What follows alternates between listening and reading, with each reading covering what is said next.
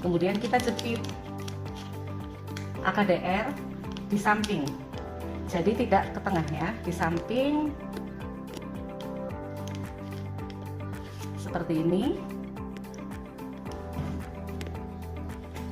Kita tetap pegang, kita jepit, dan kemudian tangan kiri kita memegang ovarium clamp, kita angkat dan agak kita tarik sedikit untuk meluruskan porsio. Kemudian long kelly kita masukkan dengan teknik tanpa sentuh. Kita masukkan secara vertikal. Kemudian setelah ada tahanan, kita putar long kelly dulu agar AKDR dalam posisi horizontal. Kemudian kita lepaskan ovarium clamp dengan tangan kiri dan kita letakkan di kaki instrumen lagi. Jangan kita orientasikan dulu. Kita lepaskan spekulum posterior, ini juga kita letakkan di kaki instrumen. Kemudian kita berdiri, tangan kiri mendorong uterus ke arah kranial dengan posisi jari lurus, tidak mencengkeram. Kita dorong ke arah kranial sambil kita juga mendorong long kelly forceps memasuki kafum uteri. Kita dorong secara lembut, tidak memakai tekanan. Kalau memang sudah masuk ke dalam kafum uteri, dorongan ini akan ringan. Nah, setelah long kelly clamp masuk semua sampai ke fundus, kita bisa cek dengan tangan kiri dengan jari-jari kita raba ujung long kelly di fundus uteri. Kalau kita sudah meraba long kelly ada di fundus uteri dan long kelly sudah, pegangan kita sudah di depan introitus vagina, itu menunjukkan bahwa AKDR sudah ada di fundus uteri. Selanjutnya, tangan kiri tetap memegang corpus uteri, kemudian kita miringkan long kelly forceps ke arah kiri kita 45 derajat. Kita miringkan 45 derajat. Kemudian kita buka long kelly ini untuk menjatuhkan AKDR di fundus uteri. Setelah kita buka, kita geser long kelly. Kita geser menyusuri dinding uterus sambil ditarik keluar dalam posisi tetap miring dan tetap terbuka. Kita keluarkan dengan menyusuri dinding uterus, sementara tangan kiri kita tetap menahan uterus. Kita keluarkan dalam keadaan terbuka dan miring. Setelah itu,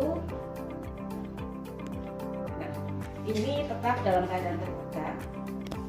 Kita lepaskan tangan kiri kita, long kelly kita letakkan di kaki instrumen. Kemudian kita cek benang. Kita cek benang dengan memasang spekulum superior dan spekulum anterior. Minta tolong asisten yang bawah. Kalau misalnya sudah terlihat bahwa tidak ada benang yang nampak, itu berarti IUD sudah terpasang di tempatnya dengan baik.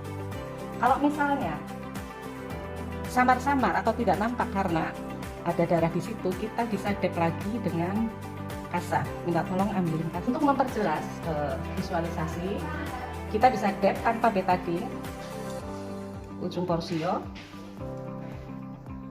Nah, setelah kita dep, kita bersihkan darahnya, baru kita jelas bahwa tidak ada benang yang nampak. Itu berarti AKDR sudah terpasang dengan baik. Kita selesaikan permasalahan ini. Kita keluarkan spekulum anterior, kita keluarkan spekulum posterior. Kita lakukan perendaman alat di dalam larutan enzimatik. Kita sampaikan kepada ibu, sudah selesai ya Bu, ibu bisa istirahat dulu. Saya akan cucikan dulu sebentar. Rendam alat di dalam larutan enzimatik dalam keadaan terbuka. Tidak boleh dijadikan satu, spekulumnya harus terpisah.